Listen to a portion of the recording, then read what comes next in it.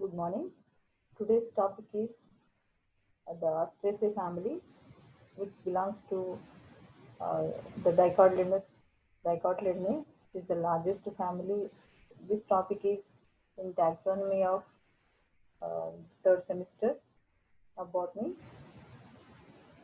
In this topic, we will discuss about the systematic position of the family, distribution, habit and habitat, some plants name, botanical names, the vegetative characters of the family, the floral characters of the family, pollination method, and finally the economic importance of the family. Coming to systematic position of the family, this family belongs to kingdom Plantae, subkingdom Dendrogamia, which includes all the flowering plants, the division Spermatophyta, in which seed-bearing plants are present. The subdivision is Angiospermae. In this subdivision, seeds are present in the fruit, or ovules are present in the ovary. So, the name Angiospermae is given to this subdivision. Here, the class is Dicotyledonous. Here, the two cotyledons are present in the embryo. The subclass Gamopetal, where petals are fused in this subclass. Series is Inferae, which includes inferior ovary bearing plants. The order Astraeus, this family is Asteraceae. Coming to the distribution of this family, this is the largest in dicotyledonous families. It shows all the advanced characters among the dicotyledonous families. The plants which belong to this family, they show cosmopolitan distribution. That means they grow everywhere. No specific climatic condition is required for these plants. So this family, since it is the largest family, it is represented by about 1250 genera and 25,000 species. Most common plants which belong to this family are some are Ageratum conijoides, Eclipta alba, Artinium hysterophorus, Redax procumbens, and Vernonia cinerea. Coming to the habit and habitat, these plants uh, they grow. Most of the plants are mesophytes. All the plants are mesophytes only. In this family, rarely one or two xerophytic plants are present, so which live in dry lands. That is Echinopsis echinatus, Viranthus indica.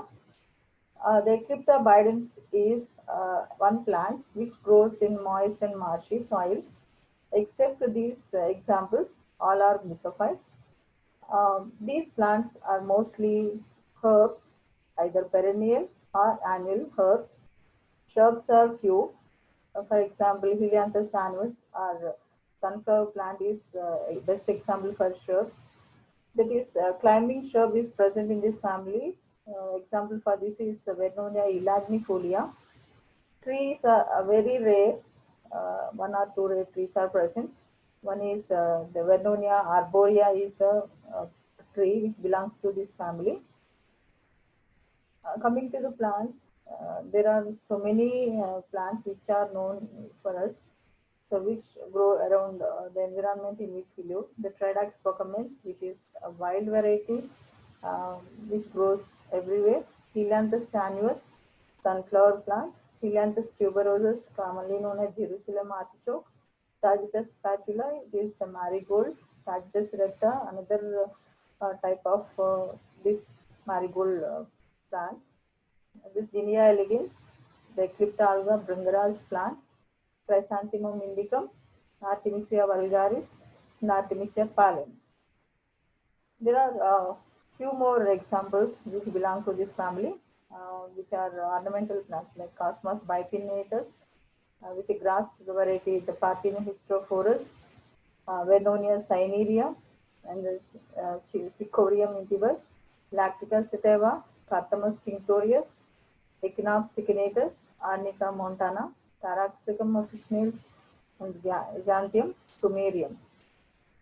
So these are the some pictures which shows the Asteraceae members, the head inflorescence of these plants. Coming to the vegetative characters of this family, Here, first comes the root system. Here there is taproot system only, which is much branched. But in case of Dahlia tuberosa, there are a group of storage roots are present, a tuft of storage roots are present. In this example, the roots they store a inulin, which is a polysaccharide, as storage food material in this storage roots. The stem is aerial, erect, branched mostly. In some examples, it is a weak stem, which shows prostate growth. That means the vegetative or the plant, the stem which is having the vegetative parts, which is creeping on the earth surface, the reproductive structures are growing erectly. So the type of growth is prostate stem, which is present in the Tridax procumbens. There are underground and storage stems also present in here. That is Helianthus tuberosus, which is also called Jerusalem artichoke, which stores the food material like inulin.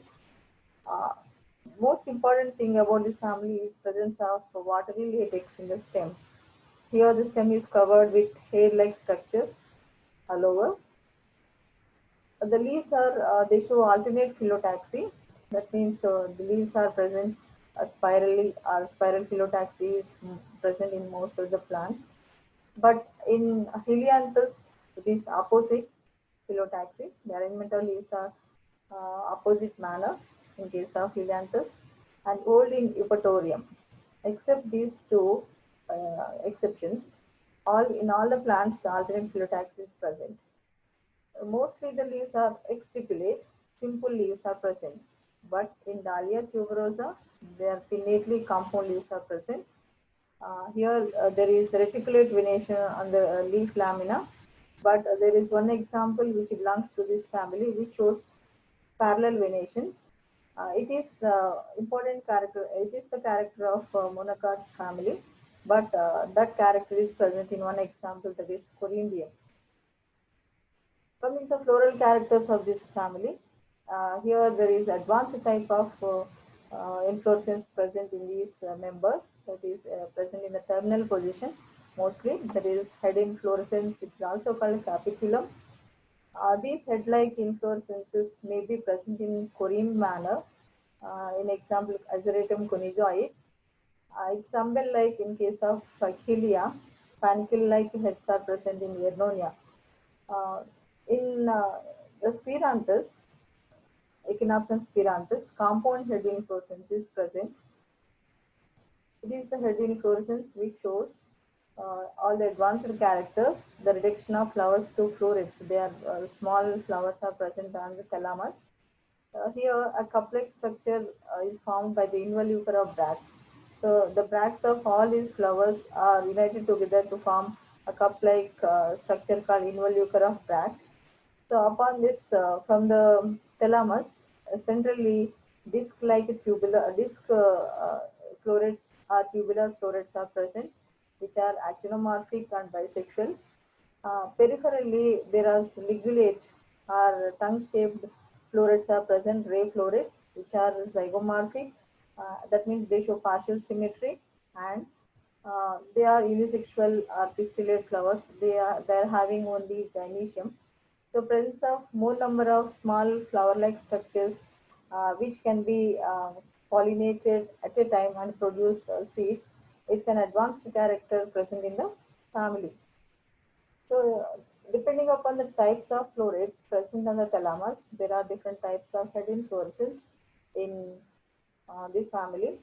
Homogamous heads are present. The head inflorescence which have uh, any one of the florets, that is either ray florets or disc florets on this thalamus. They are called homogamous head inflorescence, and heterogamous head is present. Here in this type of most of the members it is present. Here it is on the thalamus centrally located disc florets are present at the center of the thalamus. Ray florets are present at the periphery. Since they are having two dissimilar types of florets on the thalamus, they are called heterogamous heads. So here the disc florets in any example they are bisexual, actinomorphic, and the ray florets are unisexual. With gynoecium, only gynoecium, they are zygomorphic. So this structure, this disc florets, their position is central position and on the thalamus. They are centrally located. Uh, they have bracts, so bracteate, ebracteolate. They have complete that all the four floral parts are present. So it is complete flower. It shows bisexual, actinomorphic nature, pentamerous, dichlamydes, heteroclamydes, epigynous nature. Here, the epigynous flowers are important characters of this family. Here, the flowers are having inferior ovary. The ray florets, they are present peripherally in the heterogamous head. Uh, they are located peripherally uh, on the margins. They are also have the bracts. The ebracteolate bracteoles are absent. But these florets are incomplete. That means these florets are lacking antecium. So one floral part is absent in this plant, so it is called incomplete flower. Uh, since antecium is absent, it is unisexual pistillate flower with only gynoecium, and zygomorphic nature is present. Here the floral parts are five in number or five multiples. The perianthine two holds dichlamydes, and there are two dissimilar types, heteroclamydes. Again, it is epigynous flowers. Flowering detail of discoflorate in detail. It shows the calyx, corolla, androecium, and gynoecium, all the four floral parts. Here the calyx shows the sepals. So it's made up of sepals, but these sepals are not in the form of leaf-like structures in this family. They are reduced to a tuft of hair-like structures called papers. So this papers is persistent. That means it remains for a long time even after the fertilization process. After the formation of fruit, also they are present on the fruit. Just they act as parachute in the dispersal of the uh, fruit. So these not only papers, in most of the members, sepals are reduced to papers only, hair-like structures. But in Iseratum helianthus, they are reduced to scales. Here the calyx is absent in case of Xanthium stomarium. Wherever it is present, it is white in color and it shows valvate estivation. Here the corolla of discoflora shows five petals. These petals are fused together to form a tubular structure. The petals are yellow in color, shows valvate estivation. In this bicycle flower, androecium is having five stamens. These five stamens are joined with they show conation with the petals, so it is epipetalous condition. And also they show cohesion also. Here the stamens, the anthers of five stamens are um, uh, joined together to form. They show the anthers are fused to form syngenesious anthers, but the filaments, five filaments are free in nature.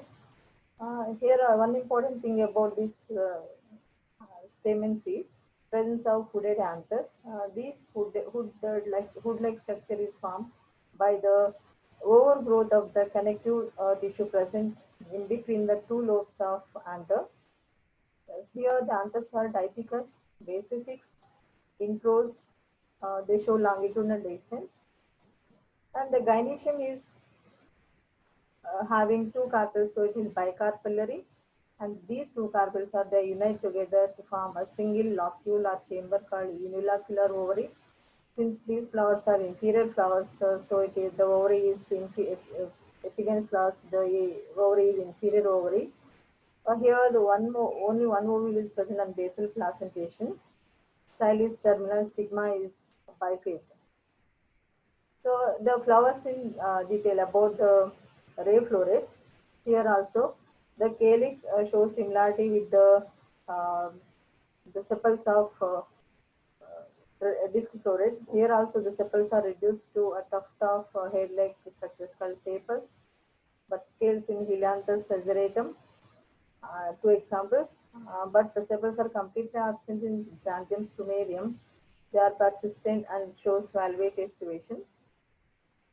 Coming to in detail structure of ray florets, here the calyx is completely made up of The papers are persistent papers which acts as parachute during food dispersal. Here the corolla is having the specific nature. In this ray florates, the posterior two petals are disintegrated, only the anterior three petals are fused, but to form a tongue-like structure, tongue-shaped structure. It is gamopetalous corolla. Not in case of disc floret, all the five petals are present, but in case of ray florets, there are only two. There are only three petals which are present. The two are disintegrating, so it shows the zygomorphic nature due to the presence of this type of corolla.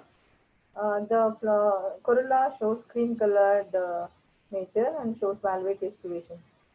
Coming to the androecium, since the flower is a unisexual female flower, this here androecium is completely absent. So no stamens in this ray floret. It's a female flower or pistillate flower. Only gynoecium is present. So here the gynoecium shows two carpels, just as in the disc floret. The similar nature is observed in this ray florets also. It is bicarpellary syncarpus, unilocular inferior ovary with one or two ovules, mostly one ovule and basal placentation, which is an important character of this family. Style is terminal. The style is present at the apical part of the ovary, so it is terminal. Stigma is divided, shows two branches, so it is pipate. Here the pollination is, since the head inflorescence is very attractive, and the insects are attracted by this inflorescence. So many insects they visit the inflorescence. So mainly it is entomophily. Um, but here in this um, protandry is common. That means anthers are matured first, later gynoecium matures. Here the if at all cross pollination is not seen, if it doesn't occur, then the two branches of these, the two branches of bifid stigma bends downwards and receives the same pollen of the particular um, flower and carry out the self pollination by safety mechanism, which is important character of this family. After pollination, fertilization takes place, fruit is formed. Here the fruit is cypsela, which has persistent um, hair-like structures above and helps in the dispersal of the fruit. Coming to the economic importance of the family, here the food is um, most some members are used as food, especially the Cicorium intibus storage roots. They are the powder are the roots are powdered and to obtain the chicory, which is used to blend the coffee powder for good taste and smell. And the lactical sativa leaves are used in salads. Important plant in this family is Helianthus tuberosus, which stores stems, storage stems, which are used as food. Not only as a food material, but as oils also, some plants can be used. From Helianthus seeds, that is Helianthus annuus, seeds of this sunflower plant is uh, used to obtain this sunflower oil, which is having a low cholesterol. And the Carthamus tinctorius is another example. From the seeds of Carthamus tinctorius, a safflower oil is obtained, which is also having less fat content when compared to the sunflower oil. There are some medicinal plants here. One is Eclipta alba, which is used to obtain Brungaras oil from the seeds. This oil is used to prepare certain hair oils, which helps in the growth of the hair and also it removes dandruff. So this oil is taking care of the hair growth as well as hair related problems. The Artemisia vulgaris is another example.